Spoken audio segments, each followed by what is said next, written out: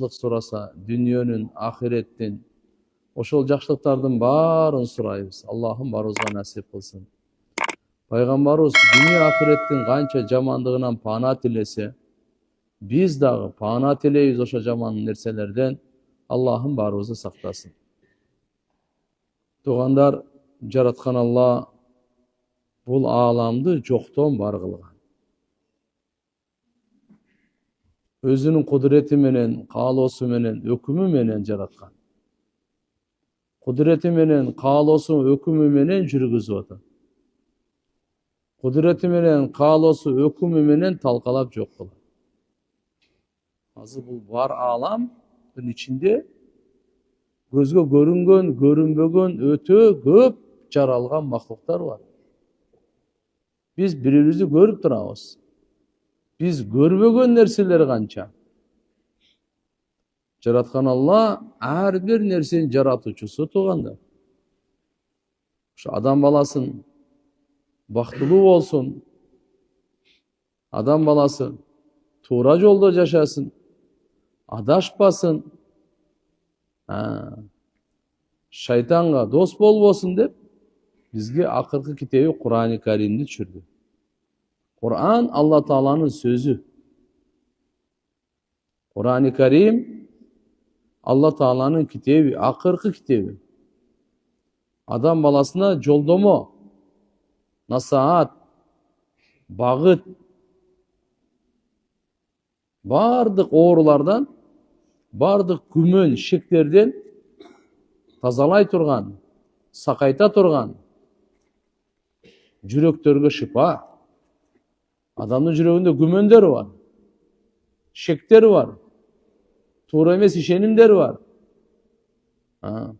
Адамдын жүрөгүндө бой көтөрүү, көрө албастык, кек сактоо, жек көрүү, жана башка эки жүздүүлүк бир топ жүрөк оорулары бар. Ушулардын бардыгына Кур'ан шипа. Ким дарылайын, оңоломун, тазаланамын дегендерге Кур'ан шипа. Кур'ан райымдуу жашоону үйрөтөт. Кур'ан хидаят, ар бир нерсенин жолдомосун көрсөткөн. Жуунгандын жолдомосу, кийингендин, чечингендин, баш кошкондун, наристе күткөндүн, маркумду узаткандын, сүйлөгөндүн, карагандын, уккандын, жегендин, уктагандын, ойгонгондун, сапар кылгандын, отургандын, сүйлөгөндүн бардыгын жолдомосун айткан Кур'ан. Хидаяттын китеби бул. Алланын тарабынан берилген жолдомо. Ошон үчүн айтылат да, диндин бардыгы эле өзү адеп. Ад-дин куллуху адаб. Диндин бардыгы эле адеп. Биздин ислам динибиз бардык нерсенин адебин үйрөткөн. Кийим кийгенден чечкенге чейин, тамак жегенден, бошонгонго чейин адебин үйрөткөн. Башкаргандын, баш ийгенден адебин үйрөткөн. Мамиленин, ынтымактын адебин үйрөткөн. Пайгамбар саллаллаху алейхи ва саллям бир нерсени да таштап кеткен эмес, үйрөтпөстөн, айтпастан, баяндабастан, түшүндүрбөстөн. Жок. Бардык нерсени, бизге керектүү нерсени, биздин бактылуулугубузга канча нерсе керек, бактысыздыктан канча нерседен сактаныш керек, пайгамбарыбыз бардыгын төкпөй чачпай айтып кеткен. Керектүү нерсенин бизге бардыгы. Кереги жок нерсени айткан эмес ал. Дүнүйө ахиретке бизге пайдалуу, биздин бактыбызга керектүү нерсенин бардыгын айтып кеткен. Дүнүйө ахиретте бизге канча нерсе зыян, ошонун бардыгын айтып кеткен. Мына нерсе зыян, силер сактангыла деп. Пайгамбар ошон үчүн келет. Укуктарды айтыш үчүн келет. Ата энеңдин мындай акысы бар, ошону бергин. Атаңдын акысы бар, апаңдын акысы бар, аялыңдын акысы бар, балаңдын, кызыңдын мындай акылары бар, ошону бергин. Бир туугандарга мындай акылары бар, бергин. Бардыгын акысын, укукту баян кылыш үчүн пайгамбар келет. Алланын мындай акысы бар, пайгамбардын мындай акысы бар деп. Бардыгын. өлүктөрдүн, тирүүлөрдүн, инсандардын, айбандардын акысын баян кылат. Мындай акысы бар. Ошолорду сен беришиң керек. Бул дүйнө укук акысын бере турган дүйнө. Күн сайын акысын беришибиз керек. Алланын акысын, махлуктун акысын күн сайын беришибиз керек. Ошого жараша Алла Таалам тияктан бизге берет. Түбөлүктүү берет. Биз отурумдук акысын беребиз. Алла Таалам буну сыйлыгын түбөлүктүү берет бизге.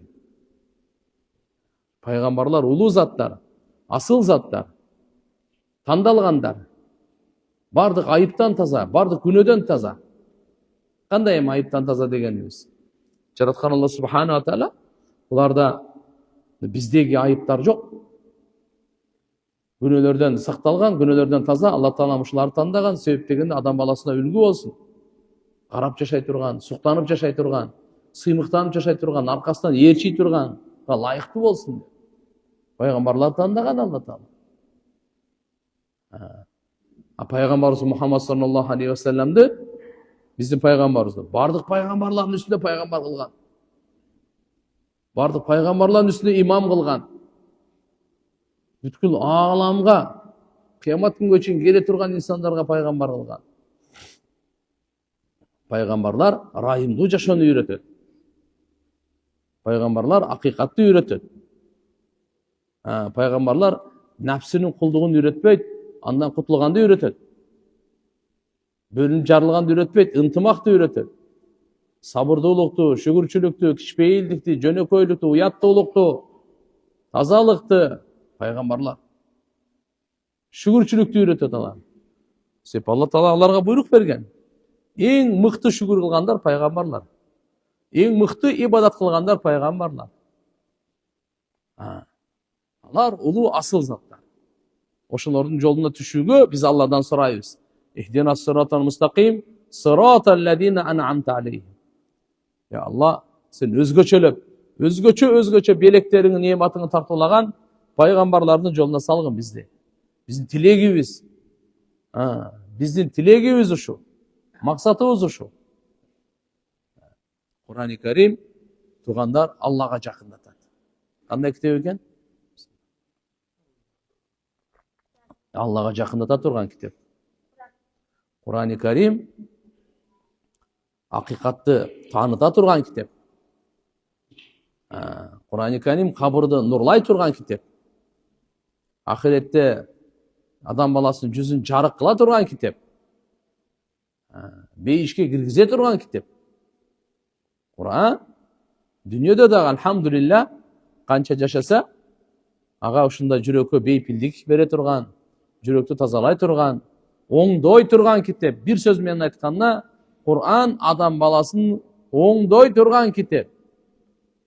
Кур'анда адам баласы канчалык ой жүргүзүп, маани берип, көңүл коюп окуса, ошого жараша Алла Субханаху ва Таала Кур'ан-ы Каримден сиздерге биздерге бере баштайт. Түшүндүрө баштайт, акыйкатты ача баштайт. Ошон үчүн келиңиздер Кур'ан менен таанышайлы, жакындан таанышайлы, достошойлу, чын жүрөктөн сырдашайлы. Куранга убакыт бөлөйлү туугандар. Курандын ар бир Курандын аятын окуп атканда Аллага жакындап жатам деген сезим менен окуйт. Ар бир Кур'ан-ы Каримдин аятын окуганда Аллага жакындап атат. Алла эмне деген экен деп кулак салып угайлы. Кандай насаат айтты бизге, кандай бизге чейинки болгон үммөттүн окуяларын айтты, кандай буйруктарды берип атат, кандай жолдомолорду берип атат, кайсы нерселерден тыюу салып атат. Алла Субханаху ва Таалага бир айтканда баш ийип жашайлы, моюн сунуп жашайлы, жараткан Алла Тааланын ыраазычылыгын издеп жашайлы. Жараткан Алла Таала эмнеден тыйса, ошодон сактанып жашайлы. Аллахум алхамдулилля, бири-бириңерге жардам бергиле деп буйрук берип атат. Бирибизге жардам берип жашайлы. Кийим кечек тамак ичкенде эле эмес, руханий баалуулукта өсүүдө. Руханий баалуулуктарда өсүүдө жардам берейли. Таквалыкта, жакшылыкта. Кур'ан-ы Каримдин мына экен насааты. Кыямат күнгө чейин өзгөрүлбөй турган, бурмаланбай турган, ескирбей турган, өкүмдөрү жараксызга чыкпай турган, кыямат күнгө чейин адам баласынын бардык суроосуна жооп бере турган китеп Кур'ан. Ушу Кур'ани Каримде Алла Таала өзүм сактайм деп жоопкерчилигин Алла Таала өзү мойнуна алган. Инна нахну наззална дикра ва инна лаху лахафизун. Биз Кур'ани Каримди эстете турган, эскерте турган, насаат айта турган кылып түшүрүп койдук. Биз буну өзүбүз сактайбыз буну. Эч ким буну бурмалай албайт. Эч ким буну өзгөртө албайт. Эч ким буну жок кыла албайт. Эч ким буну өчүрө албайт. Аллах жаратуучу ааламдын кожоюну өзү кепилдигине алып атса.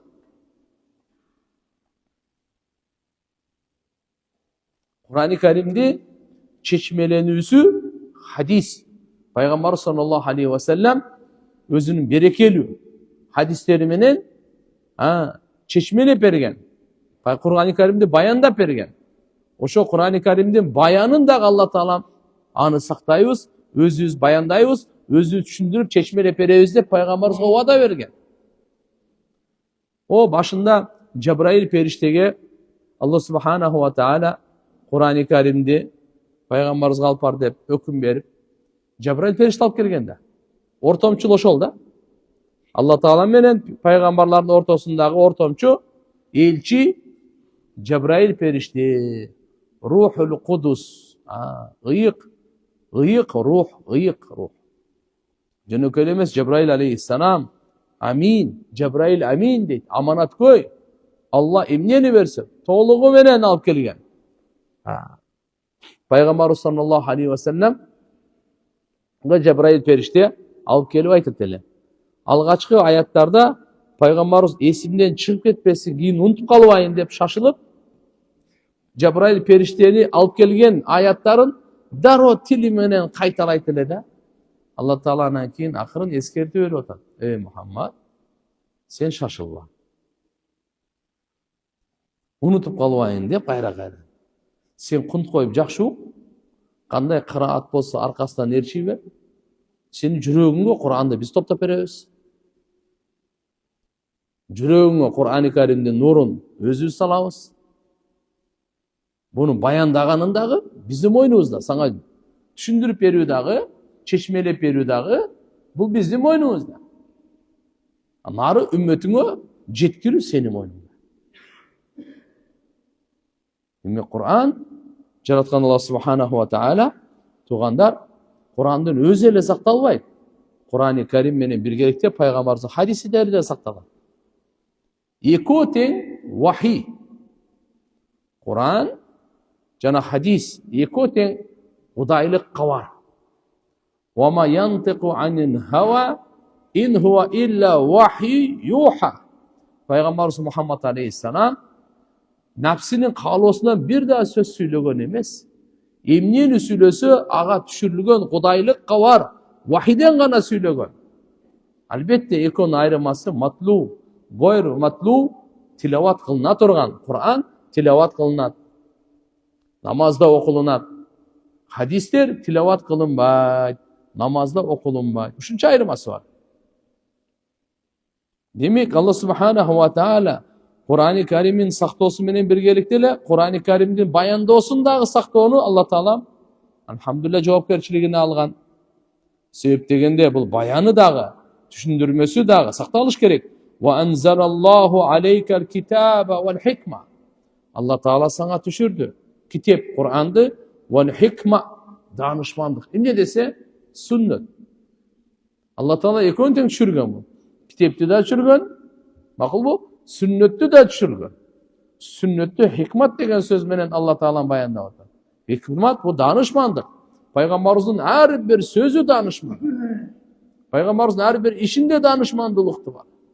Жөнөкөй пайгамбарыбыздын бир кылган иши жөнөкөй эмес. Ар бир кылган ишинде, ар бир айткан насаатында, сөзүндө некен данышмандык. Хидаят жашырылган, нур жашырылган туугандар. Ла тухаррик бихи лисанака литажала би. Тилиңди кыймылдатпай тур. Кыймылдатпа. Шашып ошону тез жаттап алайын депчи. Инна алейна жам'аху ва Qur'ана. Биздин жоопкерчилигибизде топтоо, окутуу, үйрөтүү. Fa iza qara'nahu fattabi'hu Qur'ana. Качан биз окуганда сен ошо кырааттын аркасынан ээрчип кунт коюп ук, аркасынан кулак сал. Summa inna aleyna bayana. Summa inna aleyna bayana. Эми биздин мойнубузда Куранды түшүргөндөн кийин аны баяндоо. Баяндап беребиз. Аятты берип, андан кийин баяндап, сүрөнү түшүрүп, анан баяндап берүү биздин мойнубузда. Демек тугандар, пайгамбарыбыз Алла Таала айтат: "Ва анзална илейка дикра." Биз сага түшүрдүк Куранды. Литубайина линнас. Бүткүл адам затына баяндооң үчүн, ачык айкын баяндап берүүң үчүн. Ма нуззила илейхим, аларга түшүрүлгөн нерсени баардык Куранда. Ва лааллахум ятафаккарун, мүмкүн алар ой жүргүзөр. Адам баласы Курани Каримдин аятын окуп, угуп, ошого ой жүргүзсүн деп. Тугандар, биздин динибиз бар го, акылдуулардын дини. Курани Карим акыл ээлери үчүн түшкөн. Акылдан айрылган, акыл менен душман болгон, акылдан жөө ачкандарга түшкөн эмес.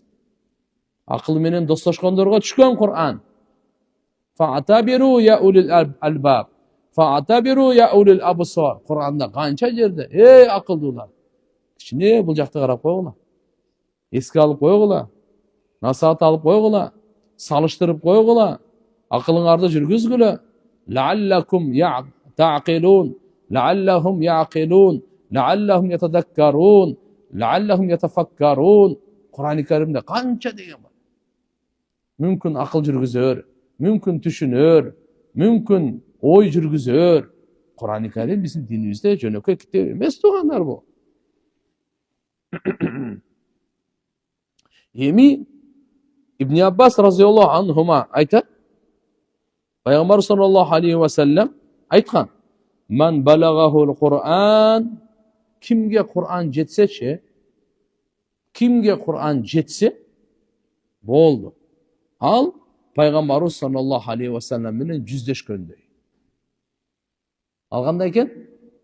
Пайгамбарыбыз менен жүздешкөндөй. Пайгамбарыбыз менен бауырлашкандай. Пайгамбарыбыз менен сүйлөшкөндөй. Пайгамбарыбыз менен көрүшкөндөй. Кур'ан жеттиби?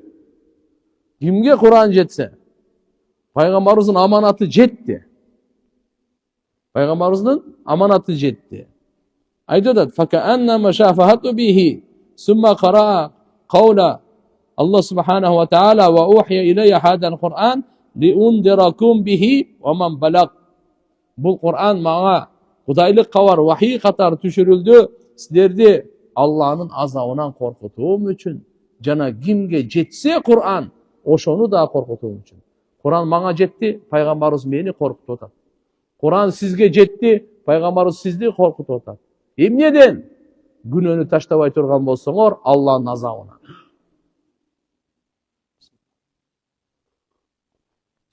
Кур'ан кимге жеткен болсо билип коюңуз, Кур'андын өзүн айтуусунда Пайгамбарыбыз саллаллаху алейхи ва саллям бизди не кылып атат? Осы өзүнүн орунда Кур'анды окупайсызбы? Не деп атат бул жерде? Айтат: "Лиундиракум бихи", Кур'ан-ы Карим менен мен силерди коркутуп жатамын. Маман балаг, кимге жетсе. Мага жетти, сизге жеттиби, жеткен жокпу? Кур'ан-ы Карим жетти, бүткүл ааламга жетти. Демек бүткүл ааламды Пайгамбарыбыз саллаллаху алейхи ва саллям Аллахнын азабынан коркутуп атат. Эй адамдар, арамды таштагыла. Күнөөнү таштагыла. Ширкти таштагыла. Эмне үчүн таштайын? Кыла бербейлиби деп. Тиякта чоң азап күтүп атат. Таштагыла деп. Пайгамбар саллаллаху алейхи ва саллям арам нерселерди ташта болду. Жалган сүйлөгөндү ташта, арак ичкенди ташта, уурулукту ташта, кумарды ташта, кан төгүүнү ташта, текеберлик, менменсип, бой көтөргөндү ташта, Көрі албастықты ташта, чочко етін жегенді ташта, арақ ішкенді ташта, құмар ойнағанды ташта, соғыштан қашқанды ташта, жала жапқанды ташта, зына қорлықты ташта, арам нәрселерді бардығын ташта. Сиқырға баруа, сиқырға. Біреуні сиқырлауа. Біреуні сиқырлауа. Азы көйіп кетті. Манак арам нәрселерді бол болса, не үшін? Қорқыту үшін. Адам баласы Алла Тағала шындай қылып жаратқан. Мұхаммад ибн Кааб Құради рахматулла алейхи айтады: "Ва ухия илайя хадал Құр'ану лиунзиракум бихи ва ман балаг", азыркы аят бойынша "Қала ва ман балагул Құр'ан факааннама раан набийя саллаллаху алейхи ва саллям". Кимге Құр'ан жетсе, ал пайғамбарымызды көргендей. Біз көрген жоқпыз, көргендей. Как будто он видел его, пророк Мухаммад алейхиссалам. Пайғамбарымызды көргендей болады екен. Құр'ан сізге жетсе, мынакей пайғамбар Құр'ан қолыңызда бар ғой. Пайғамбарымызды көргендей болдыңыз. Ей туған, сүйініп қойыңыз. Құр'ан жетті ме сізге? Пайғамбарымызды көргендей болдыңыз. Bir риваятта мындай дейді: "Каман аяна Расулалла саллаллаху алейхи ва саллям ва калламаху". Пайғамбарымызды өз көзіменен көріп, ал менен сөйлескендей дейді. Құр'ан жеткен адам пайғамбарымызды көріп сөйлескендей, пайғамбарымызға ушул Құр'ан түшкен. Туған, башқа Құр'ан емес та. Ушул Құр'ан сіздің қолыңыздағы. Ушул Құр'анды оқиды эле пайғамбарымыз саллаллаху алейхи ва саллям. Ушул Құр'анды жеткирет эле. Ушул Құр'ан менен сүйлөйт эле. Ушул Құр'ан менен чечим чыгарат эле. Ушул Құр'анды түшүндүрмөсүн баяндайт эле. Пайғамбар саллаллаху алейхи ва саллям намазда дагы, намаздын сыртында дагы ушул Құр'анды окуйт эле. Демек Құр'ан биздин колубузга келгени пайғамбарыбызды көргөндөй, пайғамбарыбыз менен сүйлөшкөндөй деген маанide мына караңыз. Канча чоң шараф, канча чоң иззат. Құр'ан-ы Карим кимге жеткен болсо, Аллаху акбар. Убаллагаху расул. Тамими Дари радиаллаху анху айтат: "Мен пайғамбар саллаллаху алейхи ва салламды мындай деп айтып жатқан дұқам: ла яблуғанна хадал амр ай дин аллази жаа бихи Расулуллах саллаллаху алейхи ва саллам". Бұл иш, мындай айтқанда пайғамбарымыз алып келген дин бар ғой, сөзсіз жетеді. Ма балагал лейл ван нахар. Қайерге түн жетсе, ошол жерге жетеді. Қайерге күндүз жетсе, ошол жерге жетеді. Қайсы дин? Пайғамбарымыз алып келген дин, ақырқы ислам дин, мындай айтқанда бүткіл ағаламға жетеді деген сөз. Қайсын жерге түн жетсе, қайсын жерге күндүз жетсе, ошол жерге жетеді. Вала ятрукуллаху байт мадар вала вабар илля адхалаху хада дин. Алла субханаху ва таала бир дагы ылайдан жасалган үй, бир дагы жүндөн жасалган үйдү таштабайт, бирок исламды киргизет аяка. Жүндөн жасалган үй, палаткалар, боз үй, кыргыз үйлөр. Ылайдан жасалган үй, мына баарыбыздын үйлөрүбүз. Топурак, ылай, таш, арматурадан жасалган үй. Ары бирине киргизет би иззи азизин ау би зилли залилин. Урматтууну урматтап, корду кордоп киргизет. Исламды кабыл алып калима айткан болсо урматы менен, жокпу кордогу менен. Бирок киргизет Алла Таала.